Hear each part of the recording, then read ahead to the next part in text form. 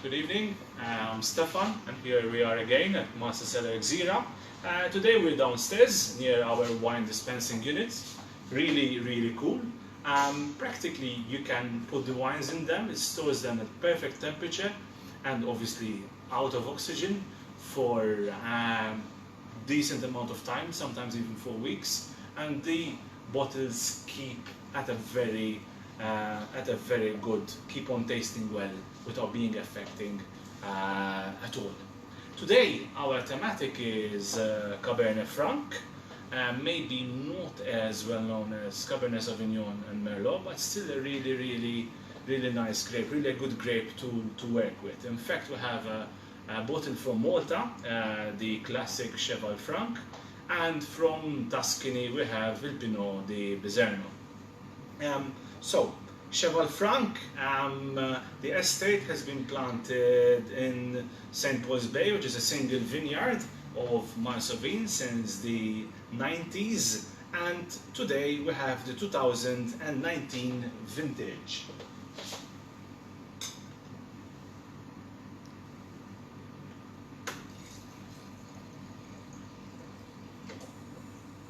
Perfect. So, Cheval Franc, as we were saying, 2019, one could say for a red wine, how come it's been released so early? Cheval Franc, maybe something which a lot of people wouldn't know, is that it does not contain any oak, but it's still got some nice creaminess, some good body, which can take it further without needing the oak, because Cabernet Franc as a grape tends to be quite delicate, and so the oak can be, one has to be very careful. And since we started doing this wine, no oak is used. And in the past there used to be some Shiraz blended with the Cheval Franc, but now we're going more for the, what one could say, the naked grape and just plain Cabernet Franc. And I think it shows really well. Cabernet Franc originally is from France, from the Loire Valley, known especially for wines like Chinon or Sommet Champigny, or some small areas like Saint-Nicolas de Bourgueil, but mainly more for Chinon, and tend to be normally a little bit more on the herbaceous style. But Cheval Franc, which is a little bit warmer as a style, because obviously Malta is much warmer as a climate than France, than Loire Valley, so it tends to give this more bodied, more fruit-oriented wine. When in fact a lot of time Cabernet Franc has a lot of herbaceousness. Still, Cheval Franc has this nice background of minty, herbaceous, hint of rosemary flavors. But let's go and taste our wine. So, first of all, as you look at it, it's quite a deep, intense color, slightly more intense than previous years. Having 2019 was quite a warmish year, which is quite good, benefits Cheval Franc really well. And the color, as I said, the intensity is quite good, but obviously very young, still very young. But it's a wine which can enjoy both young but can age for some years. Had the opportunity to taste some 2005, 2004, and they're still drinking very nicely. On the smell, I would say textbook Cabernet Franc from a warmish climate, having this medium-bodied cherries, a bit of herbaceousness, really nice smell, very much to my taste. On the palate, on the dry side, but not too dry.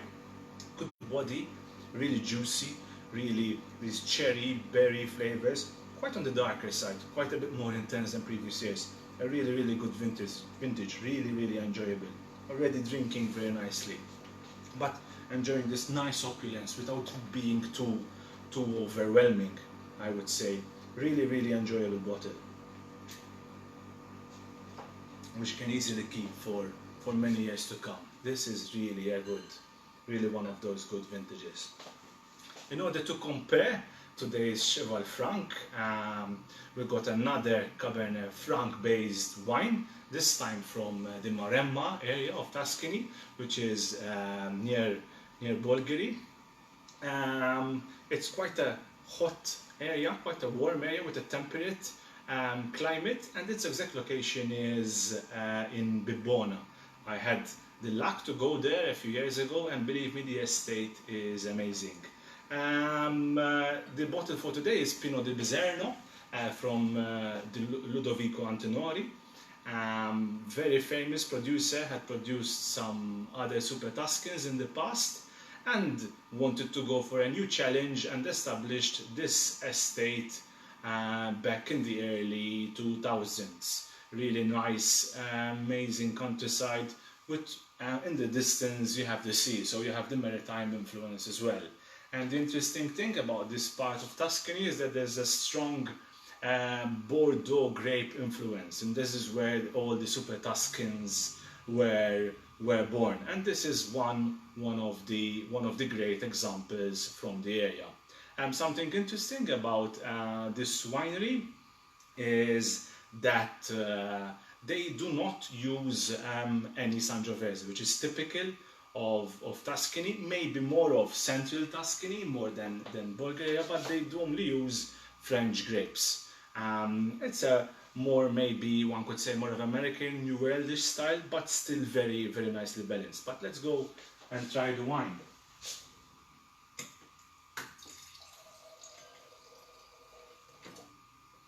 Perfect. So, Pinot di Bizerno. This is mainly Cabernet Franc as a wine with some elements of Merlot and Cabernet Sauvignon. In this case, the vintage is 2016. 2016 was quite a nice, warm, good vintage in Tuscany, which can keep probably for a good amount of years. It's quite a concentrated wine, quite a fullish wine as well, as you can see from the color.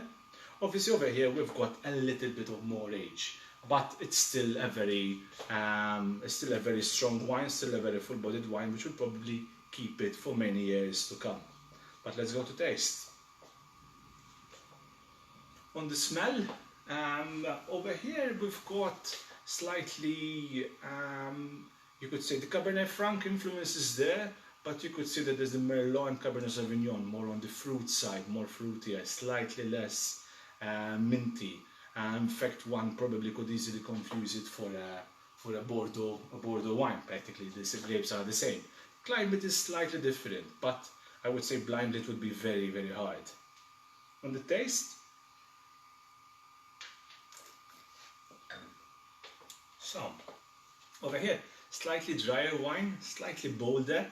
Obviously, over here we've got the elements of the Cabernet Sauvignon and the Merlot playing as well, which tend to be fuller style grapes, giving a slightly heavier wine. 2016, so we're talking of 3-4 years, but still very young, still very youthful. Pinot di Bizerno has a long way to go. Good body, good oak at the background, good vanilla flavors, but not too heavy. Good integration overall. I think it really sums it well as a wine. A good balance and with good warmth, but not too. You can't really feel the alcohol so much, even if it's probably around the 14%. It's still keeping very well. Very good finish, very, very enjoyable. I think we had two very good Cabernet Franc examples. I think it's also nice matching them together in order to understand how the grape behaves in different climate. A little bit of a food matching, I would go for Cabernet Franc. Having this herbaceousness can really take something of a fatty meat, a fatty red meat, something like lamb, like a leg of lamb, or maybe a lamb shank, or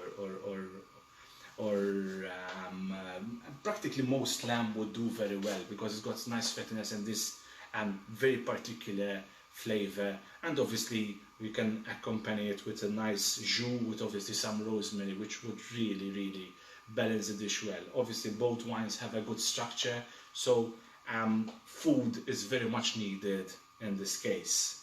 As far as the wines, that's it for today. Thank you very much. Do not forget that we do deliveries. It's from www.themasterseller.com. We do free deliveries practically every day, and we have a 10% discount on the wines. As you know, every week we will let you know what wines we're tasting, so that you can buy and drink and taste the wines with us. Thank you very much and see you next week. Bye bye.